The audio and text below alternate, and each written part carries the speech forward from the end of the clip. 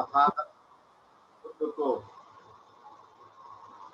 त्रिवार वंदन करता हूँ।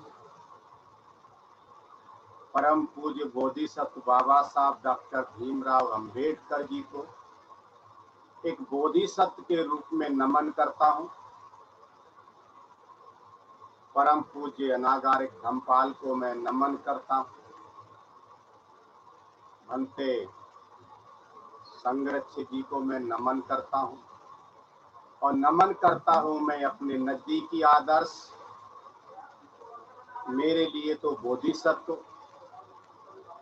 उत्तर भारत के हस्ताक्षर और पूरे भारत को कल्याण मित्रता का पाठ सिखाने वाले, इस स्पष्टता से अपनी बात को रखने वाले परम आदरणीय ब्रह्मचारी बोधि सागर जी को भी मैं बार बार नमन करता हूँ। उनकी प्रेरणा से ही मैं यहाँ पर बैठा हुआ हूँ आप सभी के सामने आज ऑनलाइन उपस्थित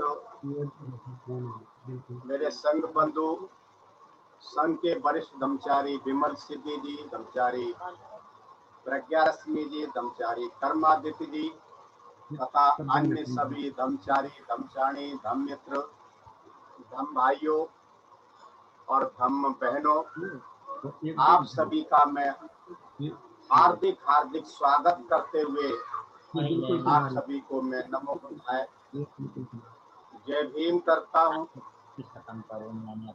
और अपनी बात शुरू करता हूँ। जैसा कि अभी प्रज्ञा बताया है और आप सभी ने उसका आनंद भी लिया है।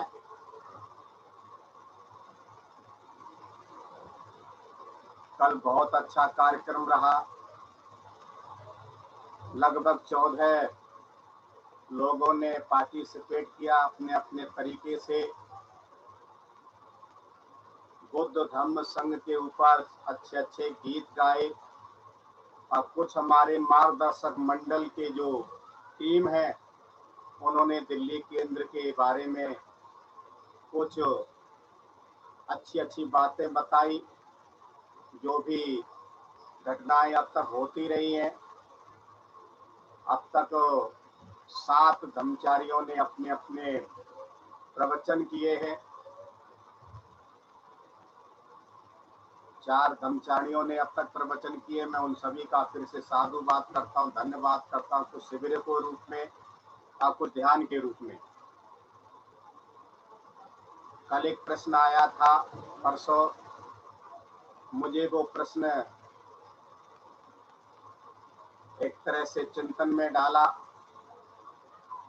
कि जो 5 बोधि वृक्ष हैं, 5 का नाम आता है, उनकी डिटेल नहीं है, तो मैंने उसके बारे में अध्ययन किया महावग में। और ये अपना जो विनय पिटक रखा हुआ है उसमें मैंने देखा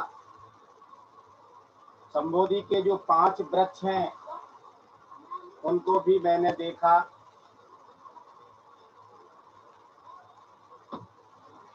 और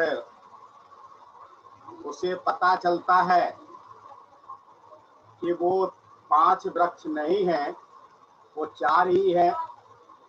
पहले दिन तथागत सम्यक संबुद्ध जो बैठे हैं उर्वेला में निरंजना नदी के जो किनारे पर बोधि वृक्ष है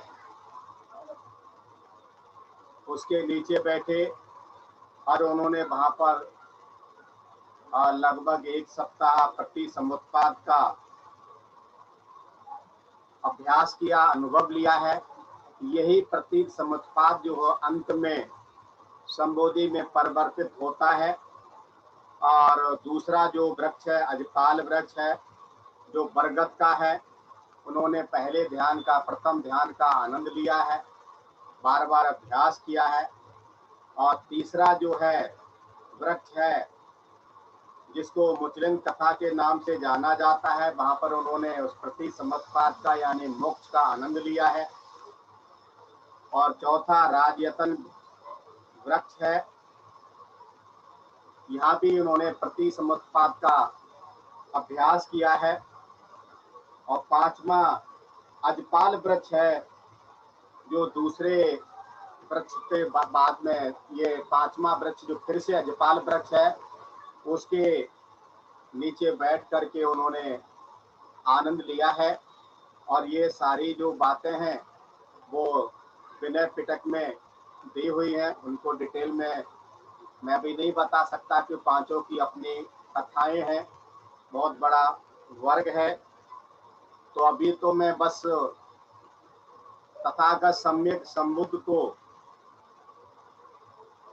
मैं याद कर सकता हूँ अपने तरीके से, बोधिसत्व भावना से, जो बाबा साहब ने बुद्ध और उनका धम्म में लिखा है। धन्य है भगवान बुद्ध, क्योंकि उनका धम्म प्रज्ञा को देने वाला है और वह मिथ्या विश्वासों से मुक्ति का मार्ग दिखलाता है। ये प्रज्ञा का पथ है। धन्य है भगवान बुद्ध, जो मध्यम मार्ग का उपदेश देते हैं। धन्य है भगवान बुद्ध, जो सद्धम्म का उपदेश देते हैं। अभी आपने शिविर किया कुछ समय पहले, धम्म क्या है, अधम्म क्या है और सद्धम्म क्या है। धन्य है वे भगवान बुद्ध, जो शांति प्रद निब्बाण का उपदेश देते हैं। धन्य है वे भगवान बुद्ध, जो मैत्री, करुणा और बंधुता की शिक्षा देते हैं, ताकि आदमी अपने मानव बंधुओं को सांसारिक बंधनों से मुक्ति दिलाने में सहायक हो सके। ये जो है भगवान बुद्ध, उनका धम्म में बाबा साहब ने लिखा है। इसलिए मुझे बाबा साहब बहुत याद आते हैं। कल भी आप सभी ने सुना था, डॉक्टर मुख्तियार सिंह जी कह रहे थे बहुत याद आए, बहुत याद आए। सच में बहुत याद आते हैं, मुझे भी बहुत याद आते हैं। मैं उनके बारे में जितना भी कहूँ कम पड़ जाता है। जितना भी प्रयास करता हूँ उनको जानने में, मेरा प्रयास अधूरा रह जाता है। बस इतना ही कह सकता हूँ कि मानव कहूँ या महामानव कहूँ, मानव कहूँ, महामानव कहूँ, देव कहूँ या भगवान कहूँ, शब्द कोश का हर शब्द है छोटा। हे भीम आपको क्या कहूँ, दे दी प्रज्ञा की पुंज हमें, दे दी प्रज्ञा की पुंज हमें, भारतीय संविधान का निर्माण किया है। वंदना नित्य बोधि प्रकाश की, नर नारी का उद्धार किया। बाबा साहब के बारे में जितना भी कहा जाए कम है, क्योंकि बाबा साहब जो भी कहते एक एक शब्द हीरे की तरह अमूल्य है। बाबा साहब कहते हैं स्वतंत्र समाज को, कितना अच्छा शब्द लिखा है। समाज के बारे में चिंतन करना पड़ेगा। स्वतंत्र समाज, स्वतंत्र समाज को धारण करने हेतु धर्म की बहुत आवश्यकता है। बगैर धर्म के ये मानव जिंदा नहीं रह सकता। लेकिन क्या कहते हैं आगे, सभी धर्म अनुकरणीय नहीं है। सच्चा धर्म मनुष्य के मन में होता है, शास्त्रों में नहीं। नैतिकता और केवल मनुष्य ही धर्म के केंद्र बिंदु में होना चाहिए। धर्म के केंद्र बिंदु में क्या होना चाहिए, नैतिकता। तो क्या कहते हैं, धर्म का मतलब नैतिकता और नैतिकता का मतलब धर्म। यदि ऐसा नहीं है तो वह क्रूरतापूर्ण धर्मांधता होगी। ये मेरी कुछ बातें बाबा साहब के लिए हैं, जो बाबा साहब ने ही लिखी हैं, मेरा इसमें कुछ भी नहीं है। अब हम आगे चलते हैं, जैसा कि विषय है हमारा, लेकिन विषय से पहले हम फिर से तथागत सम्यक संबुद्ध को याद करते हैं, क्योंकि तथागत सम्यक संबुद्ध सर्वश्रेष्ठ भैषज्ञ है। भैषज्ञ का मतलब क्या है? दवाइयों के ज्ञाता है, जानकार। जैसे अच्छा चिकित्सक जानता है कि हमें रोगी को कौन सी दवाई देनी है, किस रोगी दवाई से वो ठीक हो सकता है, वो सर्वश्रेष्ठ डॉक्टर हैं। और बार बार आपने सुना है, यहाँ ब्रह्मचारी विमल सिद्धि जी ने भी बताया है, ब्रह्मचारी नागरत्न जी ने भी बताया है, ब्रह्मचारी प्रज्ञा सिंह ने भी बताया है। धम्मपद क्या कहता है? आरोग्य परमा लाभा, संतुष्टि परमं धनं, विश्वास परमा याति, निब्बाण परमं सुखम। अर्थात निरोग होना परम लाभ है। और निरोग कब होंगे? जब हम कायानुसति करेंगे, काया के अंदर बाहर छोटी छोटी सी जानकारी, छोटी छोटी सती करेंगे, तो हमारा जो शरीर है निरोगी होगा। निरोग होना परम लाभ है, संतोष परम धन है, विश्वास सबसे बड़ा बंधु है, और निब्बाण सबसे बड़ा सुख है। ध्यान रखिए, अंग्रेजी की एक कहावत है, sound mind in A sound body and sound body in A sound mind. अर्थात स्वस्थ शरीर में ही स्वस्थ मस्तिष्क रह सकता है। अगर हमारा शरीर स्वस्थ नहीं है, रोगी है, तो हम उसका ध्यान भी नहीं कर सकते अच्छी तरीके से। और स्वस्थ मस्तिष्क बनता है, उसमें ही स्वस्थ शरीर रहता है। एक अंग्रेजी कवि की मुझे याद आती है, वो कहते हैं, अंग्रेजी की कहावत है, मुझे बहुत ज्यादा प्रिय है। वो कहते हैं, if health is lost nothing is lost. अगर if wealth is lost nothing is lost.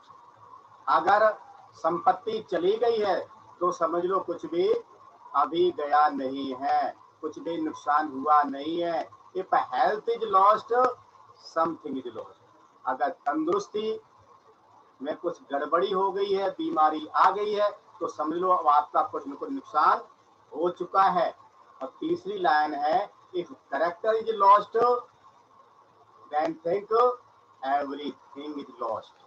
अगर आपका कैरेक्टर, आपकी आदतें, आपका व्यवहार अगर गड़बड़ा गया है, यानी कि नैतिकता आपकी खत्म हो गई है, तो समझ लो आपके पास अब बचा कुछ भी नहीं है।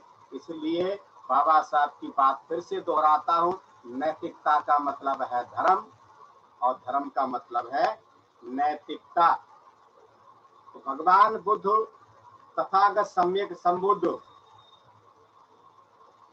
विश्व में एक वैद्य के रूप में भी जाने जाते हैं, एक अच्छे डॉक्टर के रूप में भी जाने जाते हैं, अच्छे वैद्य के रूप में भी जाने जाते हैं। तो वैद्य का जो अर्थ है, साहित्यिक अर्थ है, वो होता है दवाई या औषधि। तथागत सम्यक संबुद्ध मैत्री और करुणा के महासागर हैं।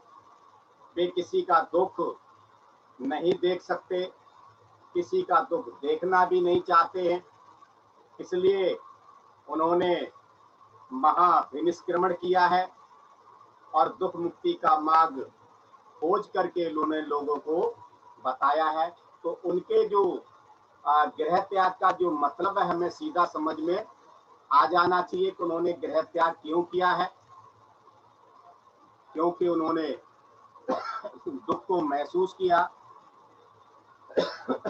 और दुख के बारे में उन्होंने अच्छी खोज की। तो उनके अनुसार दुख दो प्रकार के होते हैं। एक होता है भव चक्र का दुख, यानी कि जन्म मरण का दुख। बार बार इसके बारे में चर्चा होती है। सच में ये है, बात तो ये है, सच में हम जीना भी नहीं जानते हैं कि कैसे जीना है। और हम मरना भी नहीं जानते कैसे मरना है। अगर हमने मरना सीख लिया तो जीना सीख जाएंगे, और जीना अगर सीख लिया तो हम मरना भी अच्छी तरीके से सीख जाएंगे, यानी कि निब्बाण को प्राप्त इसी जन्म में इसी शरीर में कर लेंगे। तो पहला दुख है भव चक्र का दुख, यानी कि ये जन्म मरण का दुख। और जो दूसरा जो दुख है, जो आपने देखा होगा, अनित्य अनात्म और सांसारिक जो दुख है, जहाँ रोग, दोष और मोह से हम वशीभूत रहते हैं, तो वो दूसरा रोग दुख है राग द्वेष और मोह के कारण। कायिक दुख है, यानी शरीर का दुख है। अगर हमने शरीर धारण किया है तो उसके अंदर होने वाली शरीर की जो घटनाएं हैं वो भी होंगी, उनसे दुख होगा, बीमार भी होंगे, बुढ़ापा भी आएगा, हमारे अपने बिछड़ेंगे और हम भी चले जाएंगे। इसके बारे में बहुत अच्छी चर्चा होती रही है। बौद्ध साहित्य में सांप्रदायिक दुख और सांकेतिक दुख, दोनों प्रकार के दुखों की चर्चा है। भगवान बुद्ध ने इन दोनों दुखों के बारे में उपदेश भी दिए हैं और इस दुख से मुक्ति के उपाय भी बताए हैं। तथागत सम्यक संबुद्ध जब किसी रोगी को देखते तो तुरंत ही किसी चिकित्सक की भांति परिचर्या करते हैं, उसकी देखभाल करते हैं, और उसको क्या बीमारी है, क्या प्रॉब्लम है, उस प्रॉब्लम का उपाय क्या है, उसको किस तरीके से हम उसको वहां से उस अवस्था से निकाल सकते हैं, इसके बारे में केवल चर्चा ही नहीं करते हैं, उसके रोग के निवारण हेतु उसे औषधि भी देते थे। विनय पिटक के महावग्ग में एक घटना का जिक्र आता है। वो घटना बहुत बड़ी है, मैं उसके बारे में तो ज्यादा नहीं बताने वाला हूँ। केवल ये जो घटना जो आज इसको आपने बार बार सुनी है, मैं उसी को ही दोहराना चाहता हूँ। उस घटना का हेतु क्या है, भगवान बुद्ध ने वो घटना के बारे में भिक्षुओं को क्यों बताया है, इसके बारे में हमें बहुत ज्यादा जागरूक होना है। एक समय की बात है, एक भिक्षु को पेट की बीमारी थी। वो अपने ही टट्टी पेशाब में पड़ा हुआ था। तब भगवान बुद्ध आनंद को साथ में लेकर के जहाँ पर वो भिक्षु पड़ा हुआ था अपने ही मल में, वहां जाते हैं और जाकर के उसे पूछते हैं कि भिक्षु तुझे क्या रोग है। तो उसने कहा भगवान पेट की बीमारी है। तो भगवान बुद्ध कहते हैं क्या तेरी कोई सेवा नहीं करता है। तो कहता है भगवान मैंने कोई भिक्षु की सेवा नहीं की, अब मैं भिक्षुओं का कुछ भी करने वाला भी नहीं हूँ, मैं इस लायक भी न रहा किसी की सेवा कर सकूं, इसलिए अब मेरी कोई भी सेवा नहीं करता है। और ऐसा भिक्षुओं के साथ ही नहीं, हमारे साथ गृहस्थ जीवन में भी होता है। जब हम कुछ करने लायक होते हैं तो हमारे लिए भी बहुत कुछ लोग करते हैं, और जब हम किसी करने लायक नहीं होते, बुढ़ापे में होते हैं, तो मैंने इन्हीं कानों से सुना है शांति से बैठे क्यों नहीं रहते हो, क्यों बकबक करते रहते हो, अरे बैठे रहो ना, जैसा मिलता है खा लो ना, काय को ज्यादा बोलते रहते हो। अब आपकी अवस्था पक गई है, और जबकि उपदेश क्या कहते हैं हम मुझको नहीं समझ पाते हैं। उपदेश तो ये कहते हैं, एक जगह हितोपदेश में दिया है, अंगम गलितम पलितम मुंडम, अंगम गलितम पलितम मुंडम, दसन विहीनम जातम तुंडम, वृद्धो यापि गृहीत्वा दंडम, तदपि ना मुंचित्यासा पिंडम। अर्थात बुढ़ापा जब आता है, अंग अंग ढीले पड़ जाते हैं, सिर के बाल पक जाते हैं, मुंह में दांत भी नहीं रहते, शरीर जर्जर हो जाता है, वो इस लायक भी नहीं रहता कि अपने आप चल सके। उसको चलाने के लिए भी लाठी डंडे या किसी अन्य व्यक्ति का सहारा लेना पड़ता है। और फिर भी मन की जो आशाएं हैं, मन की तृष्णाएं हैं, मेरे पड़पोती की शादी हो जाती, मेरे एक पोता और हो जाता, काश मेरे सभी बेटों के पास अलग अलग प्लाट हो जाते। शरीर जर्जर हो गया है, चलने लायक नहीं है, फिर भी इस प्रकार की आशाएं तृष्णाएं जो है बनी रहती हैं। और उसके बावजूद भी अजब गजब तो तब होता है, इतना कुछ चाह रखने के बाद में परिवार के लोग सपोर्ट नहीं करते और कहते हैं शांति से रहा करो, बाकी का जो जीवन है यूं ही आराम से गुजार लो। ये मैंने कई बार सुना है। तो वो तो भिक्षु हैं, तो क्या कह रहे हैं, मेरी कोई सेवा नहीं करता, इसलिए मैंने कभी सेवा नहीं की, इसलिए मेरी भी कोई सेवा नहीं करता है। तब भगवान बुद्ध ने आनंद को कहा, जाओ आनंद पानी लेकर के आओ, इस भिक्षु को नहलाएंगे। तो आनंद पानी ले आए। तो पानी से भगवान बुद्ध ने स्वयं उस भिक्षु को नहलाया अपने हाथों से। अगर वो कहते तो कितने भी भिक्षु आ सकते थे, लेकिन नहीं, उन्होंने स्वयं किया। यहाँ पर मुझे याद, मेरे आचार्य की आती पहला ही शिविर था और मैं 8 में था कि मैं प्रधान हूँ, मैं चेयरमैन हूँ। और देखा कि हमारे आचार्य झाड़ू से उस परिवेश की, उस स्कूल की जहाँ हमारा शिविर होने वाला, अपने हाथों से सफाई कर रहे हैं। किसी को बोला नहीं, वो चाहते तो कितने लोग लग जाते। और जब मैंने देखा तो मैं भी उससे कुछ शिक्षा ली और आखिरकार मैंने भी उसमें सहयोग किया।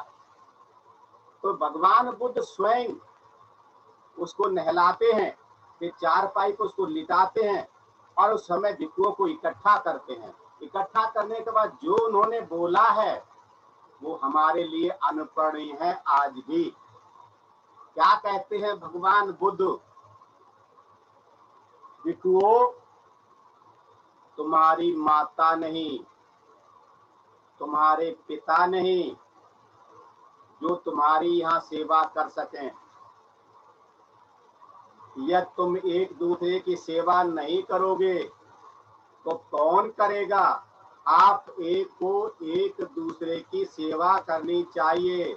जो रोगी की सेवा करता है वो मेरी सेवा करता है। भगवान बुद्ध ने रोगियों को देख करके रोग निवारण हेतु औषधि भी बताई है। वैसज स्कंद में, आज मैंने पढ़ा था, बहुत लंबा चैप्टर है, उसको नहीं बता सकता मैं। वैसज स्कंद में तथागत के द्वारा बताई गई औषधियों का विवरण है। शरद ऋतु में एक समय भगवान बुद्ध श्रावस्ती में विहार करते थे। उस समय भिक्षु बुखार से उठे थे, उनका पिया हुआ इवाग प्रवाही खिचड़ी भी बमन हो जाता था, यानी कि उल्टी हो जाती थी। इसके कारण वे क्रस हो गए थे, दुबले पतले हो गए थे, पीले पीले नसों से सटी शरीर वाले हो गए थे। भगवान ने उस कृषकाय दुबले पतले भिक्षु को देख करके औषधि लेने की अनुमति दी। भगवान ने 5 वैश्यों की अनुमति दी। भगवान बुद्ध ने 5 वैश्यों की अनुमति दी। घी, मक्खन, तेल, मधु और गुड़। कहते हैं भिक्षुओं, अनुमति देता हूँ 5 वैश्यों को पूर्वाह्न में लेकर के पूर्वाह्न में सेवन करने की, यानी ये 5 चीजें जो है आप ले सकते हैं। तो भाई और बहनों, हम भिक्षु नहीं हैं, लेकिन सही में हम गृहस्थ भी नहीं। पूरा समय हम गृहस्थी में नहीं रहते, अब पूरा समय हमारा गृह त्याग में भी नहीं जाता है। तो हमें इसका मतलब क्या समझना है, हमारे सामने जो भी है संघ से संबंधित, चाहे वो धम्मित्र हो, धम्म सहायक हो, धम्मचारी हो, धम्मचारी हो, वो सभी हमारे भाई बहन। हमारा कर्तव्य है उनकी सेवा करना। इस कोरोना काल में जाने कितने लोगों को हमने खोया है, उनके लिए अश्रुपूर्ण हमारी विदाई है, श्रद्धांजलि है।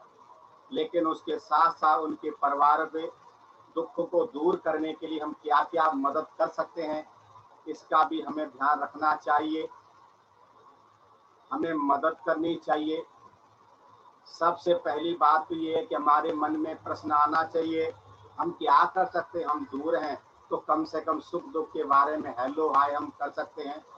बहुत सारा समय हमारा चैटिंग में जाता है। अगर हमने किसी बीमार की या दुख से पीड़ित व्यक्ति के परिवार में जिसके अंदर कोई गया है, उसके अगर हमने हालचाल ले लिया, उसका दुख कम हो जाएगा। अगर हमारे अड़ोस पड़ोस में है, अगर उसको खाने पीने की तकलीफ है तो उसकी हम मदद कर सकते हैं।